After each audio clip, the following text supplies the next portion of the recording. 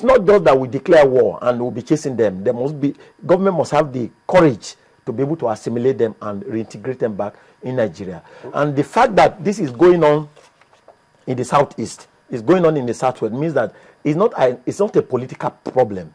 The insecurity in the north is not a program of the opposition, because it's going on here in the southwest in terms of kidnapping and armed robbery, and it's on in the Niger Delta and in the southeast too. So I believe that it is for our government, either in the opposition or in the main parties, to be able to use our resources to better the lives of our people, so that everybody will not have any excuse to want to go into violence, having made enough provision to take care of people's interests. Okay, Mr. Odusola, let's look at the issue of the borders as these insurgents are being displaced. What about the borders and our passport controls?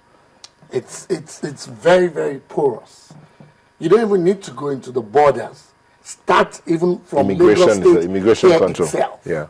I've been somewhere, yesterday I was coming, so I said, go to Ibeju-Lekki area of Lagos. You can hide in some areas there that nobody knows you are there. So we have illegal immigrants. They kidnap those that kidnapped the chairman of Isolo Ejigbo local government. Their base was in Agbara. Now what happens to intelligence reports? Because we do not take it from the constituencies right to the ward to the states, we leave everything too much at the center. And that's why we're having a problem. Now, I gave a write-up at one time that, look, we need to make use of neighborhood watches, where from the street to the ward, to the ward, to the local government, to the local government, to the state. Informations are being, we don't even see them working at, hey, there's this new person living in number 5. What does he do for a living? Nobody cares. Look at immigration. You can get to the Muritala International Airport without a valid visa to enter Nigeria, and those boys, you call them aside, settle them, you will get into Nigeria. Have you seen that happen? Oh, let's call a spade a spade. And now put all that aside. What is the root cause of all this? I've gone into the 70s for you in the reign of Datsun 120Y or 120K into Peugeot. Let's just move 10 years ago. Do you know how many graduates have been graduated from universities, produced in universities until date? No work, nothing. Why wouldn't they go into Yahoo?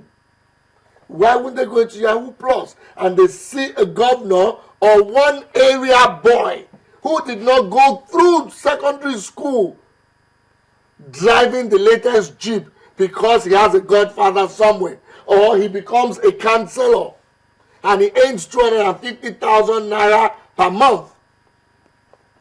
He's bound to react. What we are seeing is just reactionary moves, which we need to cure the societal ills. There is a deep cancer from the leadership downwards. If you have good governance, security, we're not saying insecurity will be zero. There is nowhere in the world that insecurity is zero, but it will be reduced. Everybody's afraid of going out because you don't want to be kidnapped. Okay, but what about punishment for these crimes? Would that deter them, like the death penalty, for instance? No, I don't even subscribe to death penalty for anything. I don't think anyone has a right, including the state, to take anybody's life. That's my own personal opinion, maybe coming from a human rights viewpoint. But when you look at the cause of the problem, the deterrent is not the issue here. The issue is to prevent the problem in the first instance. Look at Nigerian Immigration Service. The recruitment into immigration itself is terrible. I mean, recently, before the removal of the last Controller General, we heard of all the racketeering going on. And when people are recruited in a corrupt, way, what do you expect when they get to the borders? That is one. I'm pleased, and I must say this, that the president, it seems the president, Jonathan, has made a good choice in the current new Controller General of Immigration. It seems, from what people are saying, to be a very upright officer. But he still needs to take on the new challenge, which is doesn't make the forest. It doesn't make the forest. One, how do you read immigration of the corrupt officials right in there?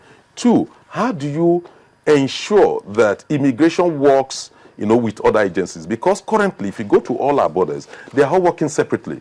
We don't have a multi-agency approach, to control migration of either goods or people into our country. 3, what about the issue of using airborne? Because we have over 1,000 borders in the country, and how do you police that? Can you really fence the whole country? No, it's almost impossible, because at what stage would they break one fence or the other at one point or the other? What about manpower, to have the adequate manpower that immigration actually needs? What about the issue of police, actually working with them? And we also have the issue of the intelligence agency again, picking up all this information. Do they have aeroplane, the helicopters and all that to police the border? We don't. The immigration, they don't have one. They don't even have boats to intercept people, on the water. These are all logistics and infrastructures needed to ensure that you can police your country properly. So remember the plane that was intercepted in Kano? In Kano, yes. But we don't even have helicopter, to police all those land border and check what is going on around there. And that is the problem we have. We don't have helicopters to police the hills. It's only the military and the Navy that have the helicopters and the Air Force. They don't have it. And when you look at manpower, take, for instance, Nigerian Police Force. We only have a total number of 400,000 police officers to police the whole country. Whereas, going by the population of Lagos, estimate at about 17, 18 million, you need 2 million police officers. And for the whole country, 400,000.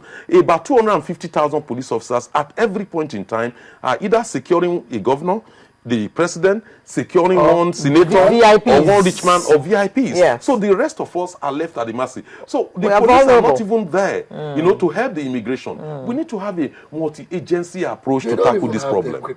Okay, okay, quickly, Ebon, health. The health sector. Well, it's instructive, I think, before you start, for Nigerians to note that Nelson Mandela has been in a hospital in South Africa since he took ill. That should put us to shame. All the times he's been admitted in the hospital, he has been in South Africa. He's been in his country. Well, like I said, it should have been the responsibility of the National Assembly by now to make a law, making it impossible for political bigwigs, their children and family to have access to medical treatment abroad. Because these things that we see in India, we see in the UK, in the United States, there is capacity to duplicate them in Nigeria here for the benefit of everybody. I've been reading online recently this musician, OJB Jezreel, who people have been raising money for, and I'm told he just needs about 25 million naira to do a transplant. He has to go to India to do that one. It's quite a terrible commentary on the situation of health in Nigeria, either at the primary level, secondary or tertiary. The university teaching hospitals are supposed to be the height of medical excellence. Yes. And when you go through them, maybe except LASUT and UCH, most of them do not have the relevant, up-to-date equipment that are required to tackle the kind of ailments that we now witness nowadays. It used to be very rare for 35-year-old people to have high blood pressure, for a young person to be undergoing stroke. But because of the influx of this diet that we take nowadays and the environment, we see this thing going on. But there seems to be no concrete effort on the part of the government to invest, particularly in the provision of infrastructure towards achieving efficient health system for our country. And it's quite unfortunate.